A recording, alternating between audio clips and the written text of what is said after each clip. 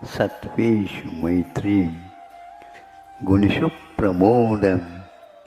हे भगवान, ये परिणाम मेरे संसारी जीवों के प्रति हमेशा बने रहे, सबके प्रति एक भाव मैत्री का रखना, और जो गुणी है उनके प्रति प्रमोद भाव अभिव्यक्त करना। किंतु जो कष्ट में है उनके कष्ट दूर हो तो कैसे दूर हो?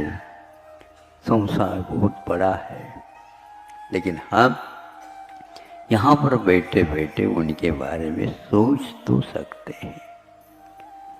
इधर उधर की बातें तो आप करते रहते हो, बैठ करके ये भाव कर लें तो अवश्य इसका प्रभाव पड़ सकता है और पड़ता है। रास्तों की जरूरत नहीं है, हमें तेरे पैरों के निशान मिल गए हैं।